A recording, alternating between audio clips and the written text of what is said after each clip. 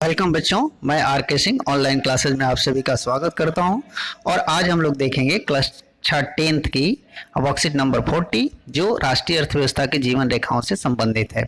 बच्चों, इस टॉपिक पर इस पाठ से हमने 3 वर्कशीट पिछले सप्ताह भी की थी और ये चौथी वर्कशीट है जो जल परिवहन और समुद्री पत्तन के बारे में है। तो आइए देखते हैं भारत में जल परिवहन और समुद्री पत्तन की क्या स्थिति है। तो बच्चों, इस वर्कशीट को हम लोग समझने के लिए इसमें थोड़ा छोटा छोटा लिखा हुआ है, इसलिए हम स्लाइड का मदद लेंगे। तो आइए देखते हैं जल परिवहन एवं समुद्री पत्तन।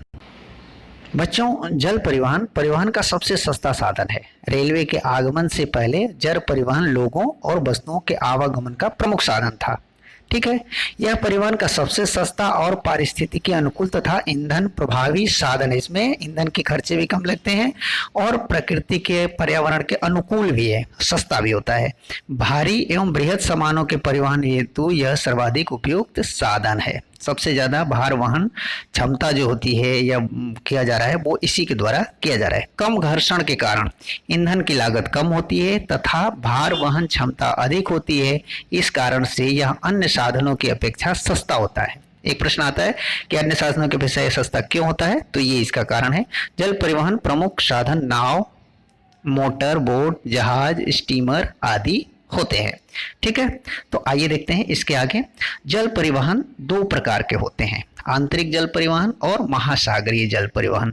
आंतरिक या अंतःस्थलीय जल परिवहन वो है जो देश के अंदर नदियों, झीलों, तालाबों इत्यादि में जो परिवहन के साधन उपलब्ध कराए गए हैं वो आंतरिक जल परिवहन कहलाते हैं। और महासागरों के माध्यम से एक देश से दूसरे देश के बीच जो व्यापार होते हैं या हमारे देश के एक छोर से दूसरे छोर में महासागरों का जो इस्तेमाल करके जो होता है उसे महासागरीय जल परिवहन कहते हैं। तो आइए देखते हैं एक एक करके हम कि आंतरिक जल परिवहन क्या है और महासागरीय जल परिवहन क्या है। तो पहला है अंतःस्थलीय जल परिवहन व्यवस्था।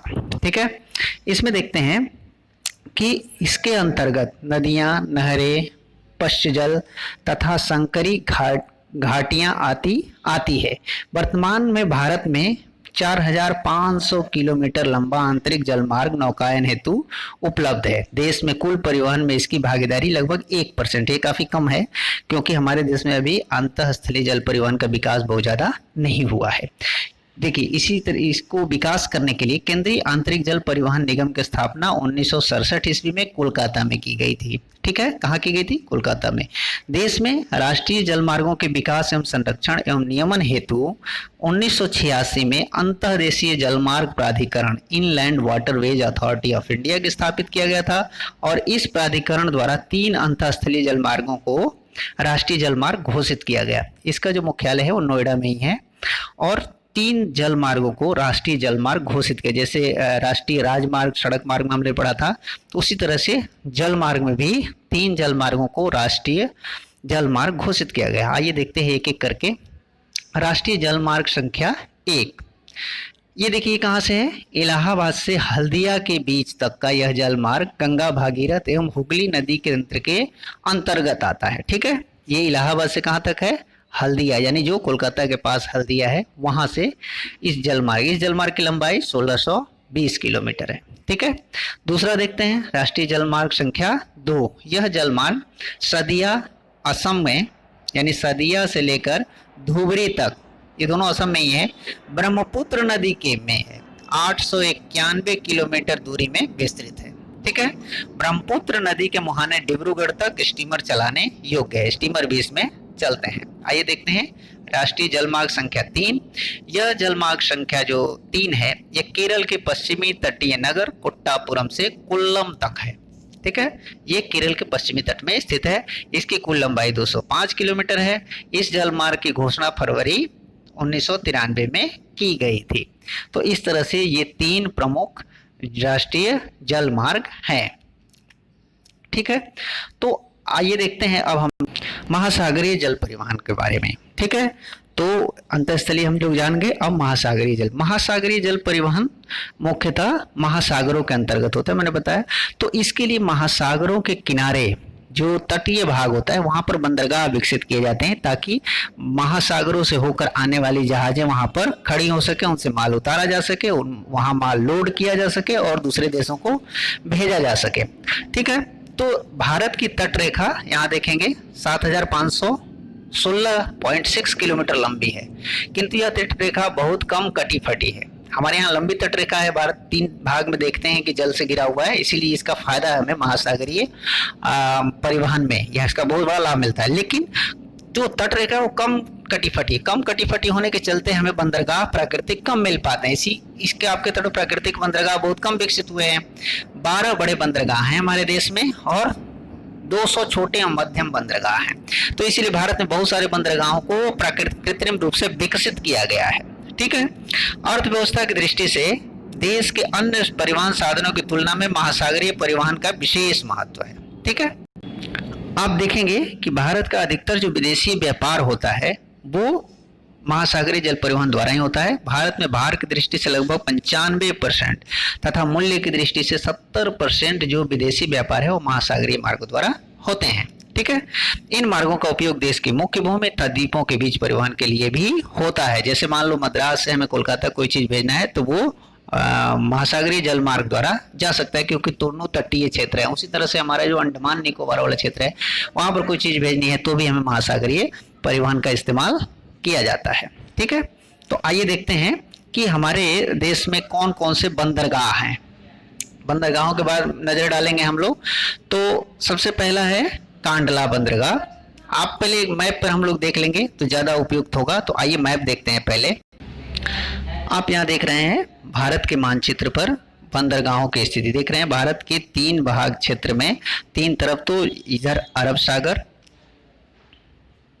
यहाँ अरब सागर, यहाँ बंगाल की खाड़ी और इधर हिंद महासागर है। तो इस तरह से हमारा देश जो है वो महासागरीय जल परिवहन के लिए बहुत ही उपयुक्त है। तो आप देखेंगे इस जो बंदरगाहों की स्थिति है वो कैसे है। ये कांडला बंदरगाह, मुंबई, नावा शेवा, पणजी, मारमागांव, मंगलौर, कोच्चि, तूतीकोरिन, चेन्नई, विशाखापत्तनम, पारादीप और हल्दिया, इस तरह से ये 12 बंदरगाह भारत के 3 छोरों पर स्थित हैं। ठीक है। तो आइए हम एक एक बंदरगाहों के स्थिति और उसके बारे में जानकारी हासिल करते हैं। एक पोर्ट ब्लेयर भी बंदरगाह है जो अंडमान निकोबार द्वीप समूह पर स्थित है। ठीक है। तो आइए अब देखते हैं एक एक बंदरगाहों के बारे में कुछ जानकारी हासिल करते हैं। ठीक है। सबसे पहला है कांडला बंदरगाह। आप देखते हैं यहाँ लिखा हुआ है ज्वारीय बंदरगाह है। कांडला बंदरगाह कैसा है? ज्वारीय, यानी ज्वार भाटा पर आधारित है। ज्वार आता है तो पानी बंदरगाह तक पहुंच जाता है, जिससे जहाज वहां तक पहुंच पाती है। ठीक है। और ये अरब सागर में स्थित है और गुजरात, यहाँ देखिए हर सभी में राज्य दिया हुआ है और महासागर का नाम दिया हुआ है। कराची बंदरगाह जो था देश की आजादी के बाद पाकिस्तान हमसे अलग हो गया तो कराची कहाँ चला गया? पाकिस्तान में चला गया। तो उसकी कमी को पूरा करने के लिए तथा मुंबई बंदरगाह पर दबाव को कम करने के लिए इसे विकसित किया गया था। यानी इसे विकसित किया गया इन कारणों से।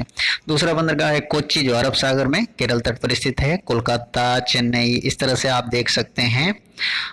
तूतीकोरिन, न्यू मंगलोर, नोहावा सेवा, पारादीप, मारमा गोवा, इस सबको आपने मैप पर भी देख लिया है, वहां से भी मैच कर लें इसे एक बार ध्यान से और देख लें। मुंबई सबसे बड़ा बंदरगाह है जो अरब सागर में महाराष्ट्र पर स्थित है। और विशाखापत्तनम के बारे में देखेंगे आप, सबसे गहरा एवं प्राकृतिक बंदरगाह है। सबसे गहरा है और प्राकृतिक बंदरगाह है। यहाँ एक चीज और पोर्ट ब्लेयर सबसे छोटा बंदरगाह है। ये अंडमान निकोबार द्वीप समूह जो है उस पर स्थित है। ये भारत का सबसे छोटा बंदरगाह। यहाँ एक चीज हमारा और छूट रहा था, जो चेन्नई है, चेन्नई कृत्रिम और सबसे प्राचीन बंदरगाह, सबसे प्राचीन बंदरगाह चेन्नई है और ये कृत्रिम आर्टिफिशियल है, इसे बनाया गया बंगाल की खाड़ी में तमिलनाडु तट पर स्थित है। ठीक है। तो उम्मीद है आपको बंदरगाहों के बारे में समझ में आ गया होगा। तो आइए चलते हैं हम लोग प्रश्न उत्तर सेक्शन में। बच्चों देखते हैं पहला प्रश्न, जल परिवहन के प्रमुख साधन कौन कौन से हैं? मैंने पहले भी बताया था बच्चों कि ये सारी जो प्रश्न उत्तर हैं वो वर्कशीट में शामिल है। आप स्लाइड में पीछे करके देखेंगे तो ये पहले दूसरे स्लाइड में ही ये आपको देखने को मिलेगा कि जल परिवहन के प्रमुख साधन कौन कौन से, नाव, स्टीमर, शिप, जहाज, ये सारी चीजें जल परिवहन के प्रमुख साधन है। दूसरा प्रश्न है, जल परिवहन अन्य परिवहन की तुलना में सस्ता क्यों है? ये भी ऊपर लिखा हुआ था, घर्षण कम होने के कारण ईंधन की लागत कम होती है और भार वहन क्षमता अधिक होती है, इस कारण से यह अन्य परिवहन के साधनों से सस्ता है। और तीसरा, भारत के प्रमुख राष्ट्रीय जलमार्गों के नाम लिखिए। 3 जलमार्गों के नाम ऊपर स्लाइड में आप देख चुके हैं, इस वर्कशीट में भी है, उससे आप वहां उसको लिख लेंगे। और चौथा है, अंतर्राष्ट्रीय व्यापार में बंदरगाह की भूमिका भूमिका का वर्णन कीजिए। तो इसको आप इस स्लाइड में ये भी लिखा हुआ है, उसी के माध्यम से देख करके आप लिख लेंगे कि अंतर्राष्ट्रीय व्यापार में बंदरगाह, यानी बंदरगाह आप जानते ही हैं, जो समुद्र का किनारा जहां से जहाजें पर सामान लोड होता है, अनलोड होता है, और वहीं से जहाजें जल मार्ग के लिए रवाना होती हैं, तो उनका क्या महत्व है इसके बारे में आप लिखेंगे सोच समझ करके और इसी वर्कशीट की मदद से।